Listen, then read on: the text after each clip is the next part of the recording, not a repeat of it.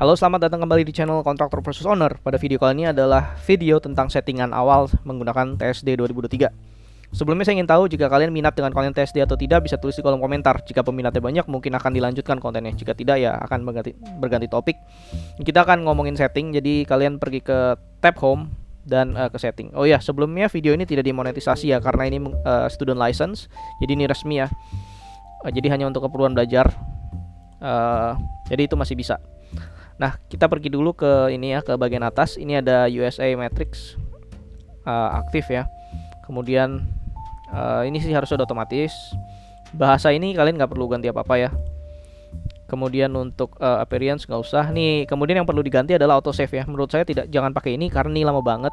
Dulu waktu tugas akhir saya menggunakan ini. Ini bener-bener bikin lama ya, karena save-nya itu loadingnya lama kalau bangunannya berat. Nah, jadi kalian perlu pertimbangkan itu. Kecuali kalau bangunannya mungkin ringan, silakan.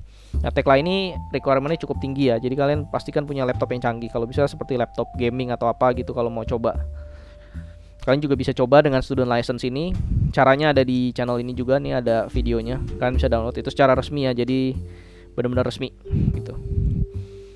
Kemudian ada konfirmasi. Kalau kalian delete model, delete load case, itu kira-kira perlu di konfirmasi atau tidak. Kalau saya sih nggak pernah otak-atik gini, tapi terserah. Kalau kalian merasa ada terganggu dengan salah satu ini, kalian bisa di uncheck aja ya, jadi seperti itu. Kemudian ini update. Soal update juga saya nggak otak-atik. Ini result viewer juga nggak perlu diganti apa-apa ya, ini biarkan saja. Kemudian ke report pun juga kalau kalian mau ubah aja. Karena ini kan Tekla bisa ngeluarin report secara otomatis ya. Jadi seperti itu. Kemudian ini ada unit. Juga menurut saya tidak perlu diubah. Design code pastikan aja dulu nih ya. Design code untuk general, wind loading, seismic combination. Jadi ini United States aja, nggak apa-apa. Kenapa United States? Karena kita ini ngikutin dari US untuk code-nya. SNI itu ngambil juga dari US. Jadi ini oke situ. Sedangkan di sini juga nggak ada Indonesia ya. Jadi US aja. Kemudian design setting. Ini untuk order analysisnya biarkan di first order aja. Kecuali kalau kalian mau coba di second. Nah, namun sebelumnya untuk itu kalian harus tahu dulu ya first order sama second order itu apa. Silahkan pelajari dulu. Kemudian ini steel. Kemudian ada tolerance-nya, ini saya nggak ubah-ubah. Kita ke concrete-nya aja ya. Ini yang bakal diubah-ubah. Nah, ini tergantung kalian mau desainnya gimana. Jadi kalau balok nih ya, longitudinal tuh tulangan utama. Ini kalian mau D berapa paling kecil? Misalnya mau D13, berarti di set aja di D13. Kemudian ini grade 60, ini juga kalian bisa convert ya. Ini FY berapa, atau kalian mau define sendiri juga bisa nanti. Oke, jadi paling besar misalkan mau di 25 atau di 22 lah katakan. Jadi nanti ini kalian bisa auto design nanti ya, minimal segini, maksimal segini. Seperti itu ya, 13 dan 12.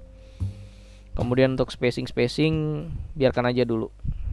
Ini bentang pendeknya di define di 3,5 ya. Kemudian kita ke sebelah kiri sini. Ini sebentar ini. Nah, ini juga nggak perlu diotak-atik. Top sama bottomnya, styropnya. Nah, ini yang perlu diotak-atik lagi. Sengkangan ya paling D13 ya, sebesar-besarnya gitu kan. Kecuali kalau kalian bangunannya benar-benar berat. Ini minimum spacing, maksimum spacingnya kalian bisa atur. Tapi ini nanti bakal diperhitungkan dari code juga. Misalnya kalau code maksimalnya 200, spacingnya ya nanti tetap 200 yang harus dimasukin syaratnya. Meskipun kalian define sampai 300 gitu. Jadi ini tetap bakal bersinggungan dengan code. Jadi ya diatur sebisa mungkin aja. Ini spacingnya per berapa mm, karena ini nanti kan sengkangnya juga nanti didesain. Jadi itu yang menggunakan Tekla seperti itu ya. Kolom. Nah, kolom kalian misalkan mau sampai D25 juga bisa. Ini tie bar-nya juga katakanlah sampai D13 ya. Terus di sini nih nggak ada D8 yang kalau menurut code itu kan D10 untuk struktural ya. Jadi ya seperti itu. Kemudian sudah sih kalau itu. Kemudian dinding geser. Ini juga sama kalau kalian punya ukuran kalian masing-masing mau sampai D13 atau sampai D16 gitu, kalian atur aja. Kemudian di slab juga sampai D13 aja udah gede banget ya, biasa pakai D10 sebenarnya. Kemudian punching shear nih nggak usah diotak-atik. Foundation juga biasa saya tidak desain, malah saya tidak pernah desain foundation di sini ya. Jadi ini biarkan saja. Design force ini juga saya nggak otak-atik, tapi ini maksudnya gini, ini gaya-gaya ini dianggap 0 gitu loh. Kalau misalnya ada gaya 0,09 gitu, itu udah dianggap 0 gitu. Jadi ini diabaikan ya. Design group, jadi yang di grup ini balok dan kolom yang terbuat dari beton. Jadi kalau misalnya baja itu enggak. Ini sama ini ya, kayu. Ini template-nya seperti ini gitu. Kalau kalian mau ubah baja, hati-hati aja, takutnya nanti loadingnya lama.